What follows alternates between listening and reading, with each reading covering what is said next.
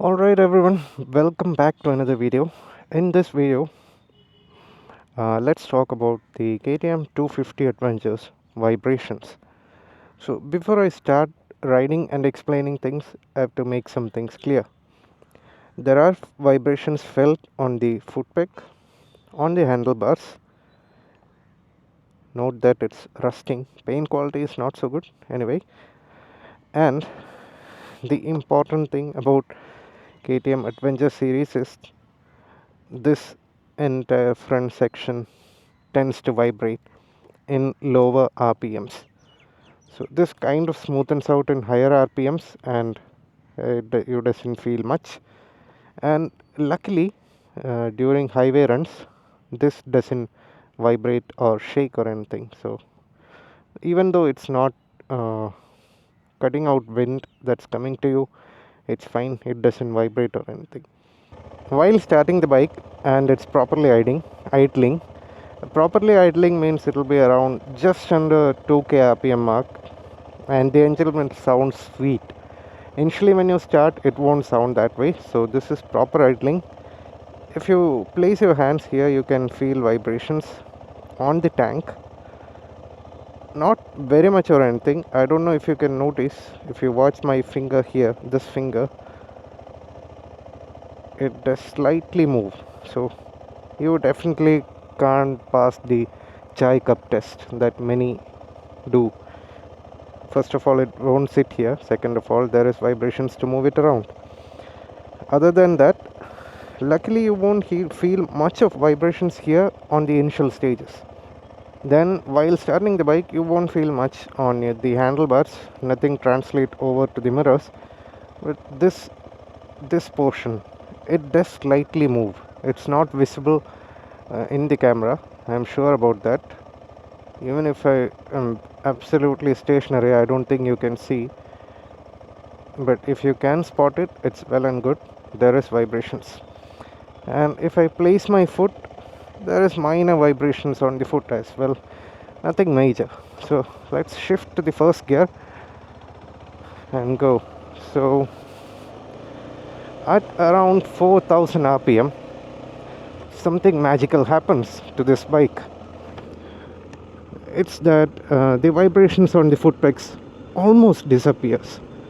It just translates to very small amounts, and it's kind of beautiful in a way, because the first time you hop onto the bike and you start it, there are vibrations, and then suddenly once you hit the 4k rpm, there aren't much vibrations. So that's wonderful, and this translates over to almost every gear, so that's also good in a way. And once you hit the 6k rpm in each gear, you will feel more vibrations, the bussy kind of course, on the handlebars, on the foot peg. And if you are having phone on your pocket and you usually keep your phone in vibration mode, once it hits like the 6k 7k rpm, you might feel like your phone is ringing, and that is sometimes it's concerning, but once you get used to it, it's fine. So that's another point that I wish to make. And you might feel that this bike is not smooth in city conditions more than anywhere else, because you can't be in the proper rpm in every gear. And by proper rpm I mean that this bike is a well behaved bike in 4 to 5k rpm range. So 4k to 5k rpm, this bike feels so smooth, but it's not achievable in city conditions, because you might have to drag the bike a bit. You have to shift move around in second gear, but not be at 4k rpm range. So things like that. I hope you get the point. I don't want to make this video super long. So that's the situation in city traffic. And if you're, let's say, shifting to fifth gear and you're underpowering the bike, then everything starts to vibrate. So this section moves and everything feels notoriously bad. And that's why some people say it shakes a lot in the front section, but usually it doesn't if you're in the proper RPM range. That's the point I've observed after riding this bike for almost 2.5 years. But let's say if it's a Sunday or a second Saturday or something with less traffic and open city roads, then you can go in fourth gear at around 40-45 kilometers per hour, and it feels really smooth inside the city. And coming to off-road situations, well, everything vibrates, so you'll not be concerned about these things. So yeah, I'm not commenting on off-road. Also, you might have to be in first and second gear a lot in off-road, and sometimes the bike will feel like it's vibrating a lot. So it's common in off-road, and it's common in even refined bikes, so not much to comment there. Even though we are speaking about vibrations, I would like to make another point that I'm not sure if it's with every KTM 250 Adventure, but with my bike at least, the third gear is very notorious because it can tend to stall out. So I am not able to use the third gear for slow runs. The bike will stall out. Say for example, if I'm taking a U-turn and if I wish to engage the clutch a lot and adjust it by slowly feathering the clutch, it still can fail miserably. So there have been 3-4 times where I've had to put the foot down on a U-turn, and it's not a good thing because sometimes your foot can pain, especially your knees. So that's a point I want to add. Now coming to highways, this is not a highway, it's just these are just my observations. On the highway, this bike is really good. Unless you're pushing it to like triple digit figures, then everything vibrates, including the mirrors. And if you have not checked my highway run video, do check it out where I mention about those things. So on the highway, if you're traveling at around, let's say 90-94 in 6th gear, there are very less vibrations. Almost nothing vibrates. Maybe the mirror vibrates a bit due to the wind, but not due to the bike. But after 100, the mirror does vibrate due to the bike as well. So the vibrations in the handlebar translates over to the mirrors as well. But in smooth runs, let's say like 70 to 94 range in the 6th gear, it's absolutely smooth. So it belongs in the highways. Now coming to vibrations and if it has reduced after I started filling the premium fuel X95 and HP power, well, there is a slight improvement, ever so slight improvement, but nothing that can be mentioned, I presume. There definitely is some slight improvement in the reduction of vibrations on this bike. So these are the situations where you might feel that the bike is unrefined. Anything below 3k RPM and the bike, the front section vibrates a lot. And just to be clear, every single vibration on this bike is more a bussy kind. You feel like, if I want to be clear, it can be like the phone vibration. So kind of buses. It's not lateral.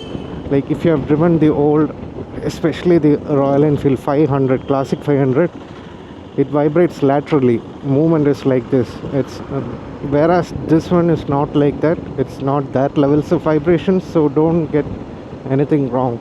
Well, anyways, that's the short notes on vibrations on this bike. If there is anything else and you feel like asking something else, please feel free to comment below and I'll let you know what I can. And there will definitely be people, and of late there are many people who are commenting their experiences with their bikes, and I'm pinning it, so do check out recent reviews as well.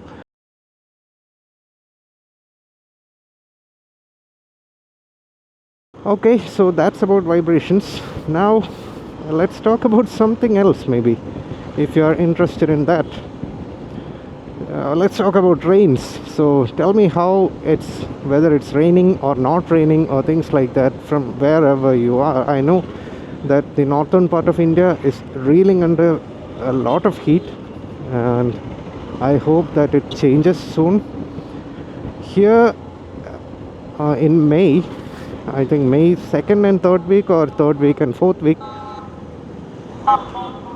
it was raining a lot. It was raining cats and dogs, to the point where I got a bit scared, because there is a small water body in front of where I'm staying, the rented place where I'm staying.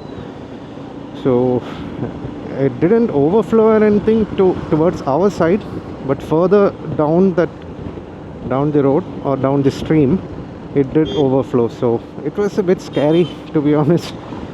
So I have seen floods firsthand, not experienced it, but I have seen it, because it comes close to where my grandparents stay. So yeah, in my childhood I have seen some 2 or 3 floods. So it was scary bit, but then rain subsided and it was absent for almost a week, when IMD predicted that the rain will be hitting Kerala's shores on 30th or 31st May, and it suddenly stopped. Typical IMD predictions. And then again it started raining, but it's like it will rain suddenly, like very heavily, then it will stop and sun will come down. So I kind of like it that way, because the water doesn't form pools everywhere. There is some time for the water to flow off instead of flooding, because when it comes to flooding, you can't deny that people who are poor are more affected than anyone else in flooding, because they can't afford to buy land in like higher areas. So obviously they will be affected. So it's good that it's not flooding, but still I would like to say that Kerala is very bad in water management. So whatever water comes, it just flows down through rivers and finally end up in Arabian Sea. So and people are also responsible for that, not just the government. By government I don't mean current or previous or anything, over the years, because this is a long-term process and something has to be done, and we have not done anything so far. So it's a bit sad to see that, because we have abundance of water sometimes, but at the same time, of late we are experiencing water shortages as well. So clean drinking water should never be a luxury, it should always stay as a necessity. That's my opinion. So before you fill up empty plots, think about that. I know it's commercially not viable to leave it like that, but there should be some places where water should come and rest and trickle down to the water table. Otherwise we'll soon run out of proper clean drinking water resources. And this is the case everywhere in India, to be honest. Even though I just pointed out Kerala, I know that Bangalore also had a very big crisis recently. I'm glad that there were some rains there. So hopefully you can do your part in whatever way possible. Reduce water consumption, save more water, and if possible replenish the water table in some way. If you're building a house or something, maybe add a water pit or something. And I sincerely hope the tremendous heat reduces, the heat wave and everything reduces, and you will have a pleasant monsoon throughout India. Well, that's all, and that's it about this video, and hope you found the video useful from the motorcycle's perspective, and also the discussion bit about non-motorcycle. So if you find those to be interesting, and if you have some other topics of discussion, do let me know in the comments. And next week's episode will be about how to extract smooth ride, because I think after vibration I do have to do that, how to extract smoother rides from your KTM 250 Adventure, or that can apply to the 390 Adventure as well. Alright, that's it. Stay awesome and ride safe.